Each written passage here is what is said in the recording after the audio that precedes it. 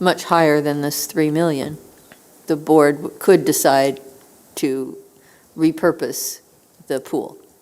Yeah, and I took a minute in the beginning of the explanation just to say too, this is a RFQ for the design firm. So they'll give us an estimate on what their fee will be to design something like this. Really, once we engage them to design it, that's when we're gonna get to a guaranteed maximum price, or even getting a construction manager on board to give us those prices. So we won't know precisely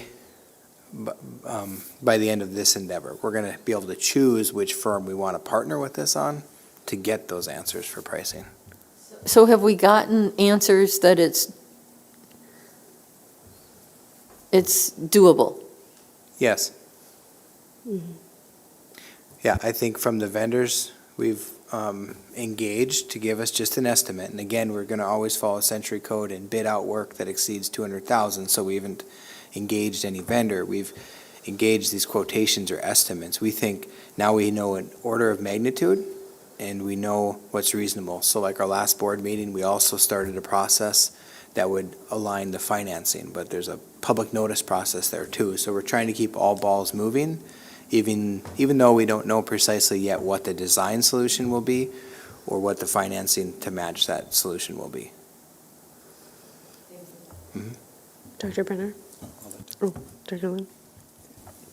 Just so I understand, Brandon, even if we send this RFQ out and approve that body, or whoever that company is, it'll have to come back to the board for approval of whatever design is developed and whatever bid is won and stuff. So, I mean, this is coming back to the board more than once down the road. That is correct. Yeah, and just, I don't want our swimming community to panic over the conversation that we're having right now. This is to keep the ball moving because there's been at least a verbal commitment that we want to get water back in the pool.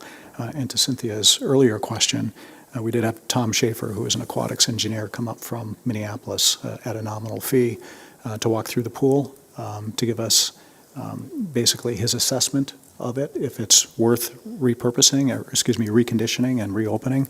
And his answer was, yes, the pool itself is in good shape. We just need to figure out how to get moisture out of the building so we don't have that repeated problem that we've had in the past. So I just want to have some assurances at the table while we haven't approved the work to happen. We understand what the timeline is to get it done. Go ahead. I move we approve the RFQ as outlined by administration. Okay. Motion by Dr. Lund. Is there a second? Second by Josh. Any discussion? All those in favor signify by saying aye. Aye. Aye. All those opposed, nay. Motion carries. Item H, consideration of requests for qualifications for design services related to district-wide safety and security. Yes, thank you, members of the board. This is the same stage in a project, just a different project. So this is a RFQ for design services around that safety and security question that was a part of our referendum. As you recall, there was $55 million articulated for a new Valley Middle School, $6 million for a relocation of their child nutrition, their central kitchen, and then the balance to our $79 million question is $18 million for safety and security. At the time for which Icon Architects were engaged to be the design firm, safety and security had not fully matured, and the board hadn't decided to include within that referendum question. And so since that came later, we are asking the administration and recommending that we bid that out, and we invite all firms, including Icon, to consider being the designer on that, but would like to go through that step here today. So this, again, will exceed that $200,000. We follow Century Code, and our administrative recommendation would be to approve the attached RFQ so we can get that publicly noted, and then that will come back to the board for a final determination. Any questions? If not, I'll look for a motion. So moved. Motion by Dave, second by Cynthia. Any discussion? All those in favor signify by saying aye. Aye. All those opposed, nay. Motion carries. Item I, consideration of HVAC filter services bids. Similar, but quite a little different here, following Century Code. Whenever we contract for a service exceeding $50,000 in a year, we must publicly notice that. And so we did this last year, we'll do it this year, and likely do it again next year, but we need to call for bids, advertise, receive those sealed bids, and come back to the board with an administrative recommendation to award based on what response we will get. So administrative recommendation is for school board to authorize administration to initiate a procurement process, as in get something in the paper and call in for those bids. Any questions for Brandon? Go ahead, Dr. Lund. Just a silly one, Brandon. What's the difference between doing HVAC work and HVAC filter services? Is there a difference, or I just had never seen it called that before? Well, this isn't a contractor that would, as I often think about when it comes to HVAC work, is on a new project, they're coming in and installing those systems or even repairing those systems. This is quite specific to just the air filters involved. And we have a lot of different types of HVAC systems that require a lot of different shapes and sizes of filters. And so that gets to be pretty pricey each year, too. Yep. Do I have a motion for approval? Okay, question. So are there specific schools designated? It doesn't, I know it doesn't say that, it just says sites.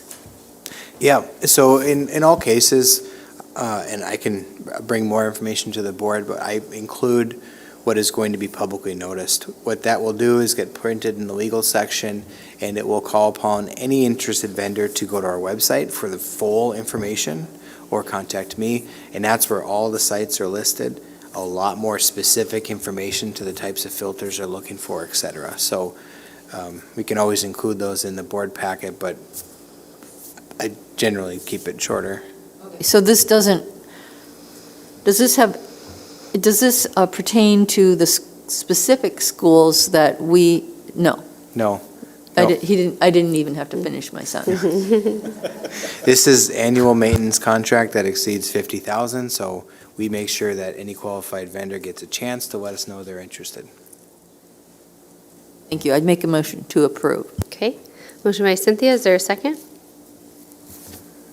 Second by Monty. Any discussion? All those in favor signify by saying aye. Aye. All those opposed, nay. Motion carries. Item J, third-party individual entity request for student information, Valley Bus Grand Forks LLC. Thank you, Madam President. Page 43 of your packet cites policy FGA. We certainly didn't know what we were fully getting into when we adopted this policy. But nonetheless, I think it highlights the accountability relative to people who are asking for school-related information, and just puts more professionalism, around it as a framework. So, student education records and privacy requires board approval of student information sharing requests from third-party individuals other than parties to which the district reports student information under law. That would be like our North Dakota State Assessment, for example. The policy also requires a superintendent to maintain a master list of all individuals and entities having access to student information, including school district personnel by title. Requesting the board's consideration of the following individuals to have access to specific information. And with our new bus company online, Valley Bus Company Incorporated, the information being requested would be names, addresses, and contact information of district students to whom they provide school bus transportation. And these are used for a variety of reasons. And in particular, during emergency situations, it's really helpful when our buses have iPads on them and they have all the information that they need to contact either school officials or parents for that matter. So the administrative recommendation is for approval of Valley Bus of Grand Forks to receive student information as requested and as allowed by policy and/or under law. Any questions? I'll entertain a motion for approval. Motion by Bill. Second by Jeff. Any discussion? All those in favor signify by saying aye. Aye. All those opposed, same sign. Motion carries. Announcements. Dr. Brenner? I have one. SPA is well underway this summer. Little Mermaid is performing this week, starting on Thursday at the Red River Performance Hall, and next week will be Mamma Mia. So lots of great activities for spectators and audience members. Any other announcements from board members? Melissa, do you have anything? Okay. Any board requests for future consideration? Go ahead, Cynthia. I'd like an update on how the hiring of international teachers and how actually kind of an overview maybe of last year and how that went and moving forward. Okay. Monty? And sort of pursuant to what Cynthia asked, it would be interesting to find out how we're doing in terms of filling all the vacancies we have in the district. I know I just went out to the website today, and I know we're probably doing better than a lot of other schools around the state, but I just would be curious to see, how we're doing in terms of filling all of the spots that we need to fill. Dave? Thank you. Since we've passed our self-imposed deadline for reading and reviewing the library resource materials, just some direction on next steps for those 6 novels. As the former president, I'd asked you to have it done by the end of June to do the reading, and hopefully you all listened to me. And the plan was that July meetings are really busy, so I think it's being pushed off to the early August meeting, but that'll be up to the new president and superintendent.